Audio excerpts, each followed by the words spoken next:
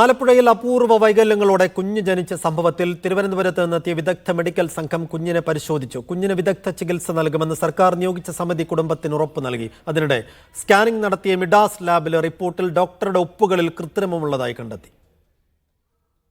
1.5 മണിക്കൂറോളം സമയമാണ് ആരോഗ്യവകുപ്പ് അഡീഷണൽ ഡയറക്ടർ ഡോക്ടർ മീനാക്ഷിയുടെ നേതൃത്വത്തിൽ വിദഗ്ധ സംഘം കുട്ടിയെ പരിശോധിച്ചതും മാതാപിതാക്കളോട് സംസാരിച്ചതും. പ്രസവകാലത്ത് ലഭിച്ച സാങ്കേതിക പരിശോധനാ ഫലങ്ങൾ മുഴുവൻ സംഘം കണ്ടു. കുഞ്ഞിന് ഏതുതരം ചികിത്സ ലഭ്യമാക്കാൻ കഴിയുമെന്ന പരിശോധനയാണ് സംഘം പ്രധാനമായും നടത്തിയത്. തുടർ ചികിത്സ ആലപ്പുഴയിൽ തന്നെ ഒരുക്കാമെന്ന ആവശ്യം സംഘം അംഗീകരിച്ചു. ഇപ്പം നിലവിലെ അവരുടെ ഭാഗത്തു നിന്നുണ്ടായ പെരുമാറ്റത്തിൽ ഞങ്ങൾ തൃപ്തരാണ്. അവർ എല്ലാവിധ പരിശോധനകളും ചെയ്യാനായിട്ടുള്ള സംവിധാനം ആലപ്പുഴയിൽ തന്നെ ഉണ്ടാക്കി തരാമെന്ന് പറയുകയും ചെയ്തിട്ടുണ്ട്. കുഞ്ഞിന്റെ തുടർ ചികിത്സയ്ക്കുള്ള വിദഗ്ധ നിർദ്ദേശങ്ങൾ കുടുംബത്തിന് നൽകിയ സംഘം വിശദമായ റിപ്പോർട്ട് ആരോഗ്യവകുപ്പിന് നൽകും. റിപ്പോർട്ട് ലഭിച്ച ശേഷമാകും കുഞ്ഞിന്റെ തുടർ ചികിത്സ സംബന്ധിച്ച് സർക്കാർ അന്തിമ തീരുമാനമെടുക്കുക. സ്കാനിംഗ് നടത്തിയ വിവാദമായ മിഡാസിലാണ് 2 റിപ്പോർട്ടിൽ 2 തരം ഒപ്പ് കണ്ടത്.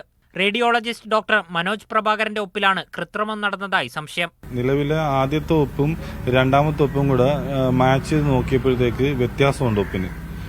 പിന്നെ ഈ മിഡാസ് സ്കാനിംഗ് സെന്ററിൽ ഇങ്ങനെ ഒരു അനാസ്ഥ ഉണ്ടായിട്ടുണ്ട്. അന്ന് ഡോക്ടറിനോ അത് പരിശോധിച്ചതെന്ന് എനിക്ക് സംശയമുണ്ട്. സ്വകാര്യ ലാബുകളെ നിയന്ത്രിക്കണമെന്നും കൊള്ള അവസാനിപ്പിക്കണമെന്നും ആവശ്യപ്പെട്ട് വിവാദ ലാബായ മിഡാസിലേക്ക് ഡിവൈഎഫ്ഐയുടെ നേതൃത്വത്തിൽ പ്രതിഷേധ മാർച്ച് നടത്തി. മഹിളാ കോൺഗ്രസ് പ്രവർത്തകർ കടപ്പുറം ആശുപത്രിയിലേക്കും പ്രതിഷേധ മാർച്ച് സംഘടിപ്പിച്ചു.